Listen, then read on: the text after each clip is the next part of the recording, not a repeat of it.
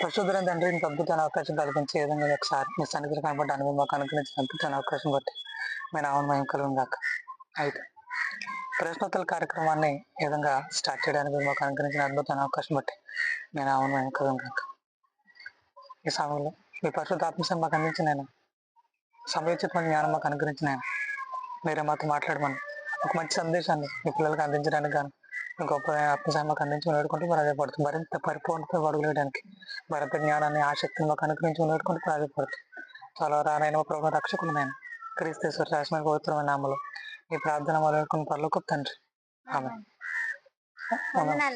వందనాలమ్మా. ఈ రోజు మిమ్మల్ని కొన్ని ప్రశ్నలు అడగాలని నేను అనుకుంటున్నాను. చెప్పండి. ఏంటంటే ఈ రోజు చాలా మంది చర్చిల్లో సత్యవాక్యం నేర్చుకుంటున్నారు. అయితే ఇప్పుడు సత్యవాక్యం నేర్చుకొని ఈ సత్యవాక్యం చాలా బాగుంది కదా అని చాలా ఇష్టపడుతున్నారు. వాళ్ళ సంఘాలని వదిలిపెట్టి సొంతంగా సంఘాలు పెట్టేసుకుంటున్నారు. అలాగే ఇంకా చర్చికి వెళ్ళడం మానేసి ఇంకా వీళ్ళే కొత్త సంఘాలు ప్రారంభించి వీళ్ళే అభివృద్ధి చెందాలనుకుంటున్నారు. ఇది ఎంతవరకు వాక్యానుసారమా నాకు తెలియజేయగలరు? రైట్, మంచి ప్రశ్న. ఈ రోజున చాలా మంది యూట్యూబ్లో అంటే వీళ్ళు స్థానిక సంఘాల్లో అంతకుముందున్న సంఘ కాపులు ఎవరైతే ఉన్నారో వాళ్ళ వాళ్ళు నేర్చుకునే జ్ఞానం ఏదైతే ఉందో అది తక్కువగా కనబడుతుంది. సో అంత పరిణతి లేవు వీళ్ళు నేర్చుకునే వాక్యాల్లో. అంటే సత్యాన్ని మిళితం చేయక ఏవో వ్యర్థమైన ఆలోచనతో నింపబడతాం, వాళ్ళు నమ్మిందే సత్యం అనుకోవడం, ఇలా బలమైన సిద్ధాంతాలతో నింపబడడం వల్ల వాళ్ళ హృదయాలు సత్యానికి ఆకర్షితులు కాలేదు. తద్వారా ఇప్పుడు ఎవరైతే సత్యం చెప్తున్నారో యూట్యూబ్లో, సో వాళ్ళ వాక్యాలు విని వాళ్ళు చెప్తున్న సత్యాన్ని విని అరే ఇంతకంటే గొప్ప సత్యం ఏముంది, ఇంతకంటే గొప్ప అద్భుతమైన విషయాలు ఏమున్నాయి, ఇక మా పాస్టర్ గారికి ఏం తెలీదు, ఈ రోజున మా పాస్టర్ గారికి ఏం తెలీదు, ఈయన వేస్ట్ క్యాండిడేట్, మా సంఘం వాళ్ళందరూ సిద్ధాంతాలు పాటించేవాళ్ళే, వీళ్ళందరూ వేస్ట్, నేనే బెస్ట్ అనుకునే రోజులు వచ్చినాయి. సో వీళ్ళ ఆలోచన విధానం ఎలా అయిపోయిందంటే మనకి సంఘం వద్దు, ఈ సంఘంలో వాళ్ళు ఎవరొద్దు, ఈ పాస్టర్ గారు అసలు వద్దు అనేది తయారయ్యారు. అంటే ఈ సత్యం అనేది మనకు మట్టిగా తెలిసిన తర్వాత చక్కగా మనం వేరేగా సెపరేట్ అయిపోయి ఇప్పుడు ఎవరైతే సత్యం చెప్తున్నారో వాళ్ళ సంఘాల్లో జాయిన్ అయిపోయి, లేదంటే అక్కడికి వెళ్ళి, లేదంటే యూట్యూబ్లోనే వాకింగ్ కంటిన్యూ వింటూ ఇక ఆ సంఘాలంటే తృణీకరించాలనే ఆలోచనతో ఈ సత్యం నీకు తెలియజేయబడిందా, మరి అసలు ఏ ఉద్దేశంతో తెలియజేయబడింది అనే దాని గురించి ఒకసారి వాక్యం చదువుకుని మన మాటలు ముందు తీసుకెళ్లే ప్రయత్నం చేద్దాం. తిమోతి రాసిన మొదటి పత్రిక 2వ అధ్యాయము 3వ వచనం ఒకసారి చదువుకునే ప్రయత్నం చేద్దాం. ఇది మంచిది, మన రక్షకుడు దేవుని దృష్టికి అనుకూలమైనది ఉన్నది. ఓకే, ఇది ఏంటంటే ఇప్పుడు చెప్పబడుతున్న మాట ఏదైతే ఉందో అది మంచిది, మన రక్షకుడైన దేవుని దృష్టికి అనుకూలమైనది ఉన్నది.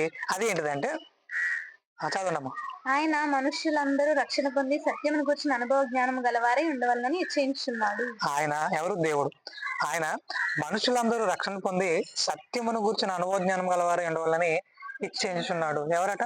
మనుషులందరూనట. మీరు మాత్రమే సత్యం విని యూట్యూబ్లో మీరు మాత్రమే ఆలోచనల్ని కలిగి అమ్మో నేను ఇంతకంటే గొప్ప జ్ఞానం నేర్చుకున్న వాళ్ళు ఎవ్వరు లేరు, నేను మట్టి నేర్చుకున్నాను, ఇంకేళ్ళతో నాకు సంబంధం లేదు, వేస్ట్ క్యాండిడేట్లు అని దేవుడు వాళ్ళని పక్కనెట్టేమని నీకు సత్యం తెలియజేశాడా? అసలు ఏ ఉద్దేశంతో తెలియజేశాడు ఆయన? ఈ విషయాన్ని మనం గమనించాలి. అసలు ఏ ఉద్దేశంతో ఆయన మనకి సత్యం తెలియజేశాడు? ప్రతి ఒక్కళ్ళు కూడా ఈ రోజున ఆలోచించాల్సిన విషయం ఏంటిది అంటే, ఈ సంఘంలో ఉన్న నీకు ఈ సత్యం తెలియజేశాడు అంటే దాని అర్థం తెలుసా? నువ్వైతే బలంగా ఈ సత్యం నేర్చుకుని నీ సంఘానికి నువ్వు సత్యం చెప్తావని ఆయన సత్యాన్ని తెలియజేస్తే, ఈ రోజున యూట్యూబ్లో సత్యం వింటూ అమ్మమ్మో వీళ్ళంతా వేస్ట్ గా అన్నిట్లేలో వీళ్ళకి ఎన్నిసార్లు చెప్పిన వినరేళ్ళు, అమ్మో వీళ్ళంత దద్దులు ఎవరు లేరు, మనం వేరేగా వెళ్ళిపోవాలి అని వేరు సంఘాలు ఎక్కిన వాళ్ళు ఉన్నారు. సెపరేట్ అయిపోయి వేరు బ్యాచ్లు అయిపోయి ఉన్నారు. ఉన్న సంఘాలు చీల్చేది వాళ్ళు ఎక్కువైపోయారు. అంటే వాళ్ళ ఆలోచన విధాలు ఎక్కడికి వెళ్ళిపోయి అంటే మనమే గొప్ప, వీళ్ళందరూ వేస్ట్. కానీ వాక్యం ఏం చెప్తుంది? మనుషులందరూ సత్యమును గురించి అనుభవ జ్ఞానం పొందాలని ఆయన హెచ్చరిస్తున్నాడంట. వీళ్ళేమో ఎలా హెచ్చిస్తున్నారు? మాకు మట్టుకు మేము సత్యం నేర్చుకుని చాలు, మా కొండ మేము గడుక్కుంటాం, మా కొండ మేము చూసుకుంటాం అని ఇలా తయారయ్యారు. అంటే నిన్ను వాళ్ళని పొరుగు అని ప్రేమించన్నా, నీ హృదయాలు నింపబడింది సత్యం, అనేకల హృదయాలు నింపండి అని అన్న మాటలో వీళ్ళకి గుర్తు రావట్లే. మాకు సత్యం అర్థమైంది చాలు. సరే ఇప్పుడు సరే ఒకటే సార్ మీరు వేరేగా సంఘం పెట్టారు, సరే వేరేగా ఏదో సపరేట్గా నడిపిస్తున్నారు, సంఘాలు చీల్చేశారు, ఇప్పుడు ఎవరికి సత్యం చెప్తారు? మీరు ఎవరికెళ్ళి సత్యం చెప్తే ఎవరు వింటారు? ఉన్న సంఘాన్ని చీల్చి వచ్చారు మీరు, ఇప్పుడు ఎవరికెళ్ళి చెప్తే వాళ్ళు వింటారు? మీలోనే ప్రేమ లేదు. మీ ప్రేమను ఎవరు అర్థం చేసుకుంటారు? ఇప్పుడు మీరు సత్యం చెప్తున్నావు అంటే ఏం చెప్తున్నాయినా? సత్యం చెప్తావు. ఏం చెప్తున్నానంటే ఇది అన్నావు అనుకో, ఉన్న సంఘాన్ని పాడు చేసి వచ్చావు నువ్వు, ఇంకా ఏం సంఘాలు పాడు చేద్దాం వచ్చున్నావు నేను నువ్వు అని ప్రశ్నిస్తే మన దగ్గర సమాధానం ఉందా? సో లేదు. ముఖ్యంగా ఇది వాక్య ప్రకారంగా నేను చెప్తున్నా, మనుషులందరూ సత్యమును గురించి అనుభవజ్ఞానం గలవారే ఉండాలని దేవుడు ఇచ్చేస్తాడంట. మరి మీరు ఎందుకు ఇచ్చించట్లేదు? మీకు ఎందుకు అది ఇష్టం అవ్వట్లేదు? మీరు సంఘాలు విడిచిపెట్టి రావడం ఏంటి? అలాగంటే బ్రదర్, ఇప్పుడు విషయం ఏంటంటే అక్కడ ఉంటే ఇంకా సత్యం అర్థం కాకుండా ఇంకా భ్రష్టులుగా తయారవుతాం కదా. ఇప్పటి వరకు జరిగింది అదే భ్రష్టత్వం నుంచి బయటకు వచ్చాం. మనలాగే వాళ్ళందరూ రావాలని ఆలోచనతో మన సత్యాన్ని ఎక్కువ నేర్చుకుని, ప్రభా నాకు ఈ సత్యం తెలియజేయండి, ఇంకా బాగా తెలియజేయండి, బాగా నేర్చుకుంటాను, నాకు ఈ సత్యాన్ని బాగా తెలియజేయండి, నేర్చుకుంటాను. రెండోదిగా వాళ్ళందరూ హృదయాలు నింపుతాను, ఇది నా బాధ్యత అనుకుంటున్నాను. నాకు ఈ సత్యం తెలియజేశారు కదా ప్రభా, ఈ సత్యాన్ని వాళ్ళ హృదయాలు కూడా నింపుతాను, నాకు అవకాశం కల్పించండి అని అడిగితే దేవుడు అవకాశం కల్పించరా? సంఘం అనే పొలానికి రైతు ఎవరు? ఇప్పుడున్న కాపరా? కాదు, దేవుడు రైతు. ఇప్పుడున్న కాపర ఎవరు దేవుని దృష్టిలో? ఒక కూలోడు లెక్క. సో ఎవరు కావాలంటే కూలోడిని ఆయన పెట్టుకుంటాడు, అది ఆయన ఇష్టం కదా. సో ఇప్పుడు ఆ కూలోడు అక్కడ బాగాలేదు, సరిగా పని చేయట్లేదు, ఈ పొలం అంతా నాదే అని గర్వంగా విర్రవీగుతున్నాడు.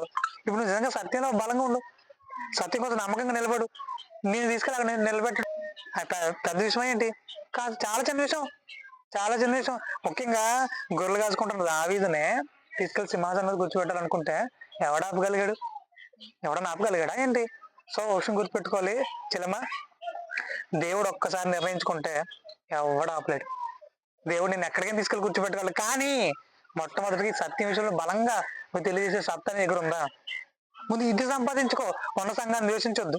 ముఖ్యంగా చాలా మంది చేసేది ఇదే. ఈ వీడియో చూసిన తర్వాత చాలా మంది నెగిటివ్ కామెంట్లు కూడా చేస్తారు, ఎందుకంటే చాలా మంది ఇలాంటి వాళ్ళు ఉన్నారు. సత్యం విని స్థానిక సంఘాన్ని విడిచిపెట్టమని ఎవరు చెప్పారు మీకు? యూట్యూబ్ లో సత్యం వింటున్న వాళ్ళారా? మీరు సత్యం వినొద్దని చెప్పట్లేదు, వినండి, బాగా నేర్చుకుని మీ సంఘాలకు దాన్ని తెలియజేసే ప్రయత్నం చేయండి. ఉన్న సంఘాలని ద్వేషించి, అక్కడున్న సంఘ కాపులను ద్వేషించి, వాళ్ళని దూషించి మిమ్మల్ని బయటకు రమ్మని ఎవరు చెప్పాడు? ఇది సాతాను ప్రేరణ. మనుషులందరూ సత్యం గురించి అనుభవజ్ఞానం గలవారే, ఆయన ఎందుకు భయభక్తులు కలిగి ఉండాలని ఆయన ఇచ్చింది తింటే మీరు ఎవరి మధ్యలో ఆపడానికి? మీరు సెపరేట్ అయిపోయి సంఘాలు ఇట్టేసి సంఘాలు తీల్చేసి ఈ పనులు మీకేంటి? నిజంగా మీ దగ్గర ప్రేమ ఉంటే సత్యం బాగా నేర్చుకుని అనేకుల హృదయాలు సత్యం నింపే ప్రయత్నం చేయండి. ముఖ్యంగా మీరు ఏ సంఘంలో అయితే ఉన్నారో ఆ సంఘంలో కూడా ఈ సత్యం నింపే ప్రయత్నం చేయండి. అలా నింపుతున్న వాళ్ళ సంఖ్య చాలానే ఉంది. వాళ్ళ విషయం మరింతగా దేవుని కృతజ్ఞతలు తెలియజేస్తున్నాను. ఇంకా ఎవరైతే సంఘానికి వేరైపోయి వ్యర్థులుగా బ్రతుకుతున్నారో వారి విషయం హెచ్చరిక తెలియజేస్తున్నాను. మీరు ఒకవేళ సంఘాన్ని విడిచిపెట్టాలని ఆలోచన ఉన్నారా? ఇప్పుడే విరమించుకోండి. మీరు బాగా సత్యం నేర్చుకోండి, మీ సంఘాలకు సత్యం తెలియజేసే ప్రయత్నం చేయండి, మీకున్న ఆ గౌరవాన్ని బట్టి, సంఘంలో ఉన్న గౌరవాన్ని బట్టి. సో ఈ విధంగా సత్యాన్ని అనేకుల హృదయాల్లో నింపే బలమైన సాక్షులుగా, సైనికులుగా దేవుని పనిలో కొనసాగాలని మనస్ఫూర్తిగా కోరుకుంటూ అడిగిన ఈ ప్రశ్న విషయమై సమాధానం అందిందని భావిస్తున్నాను.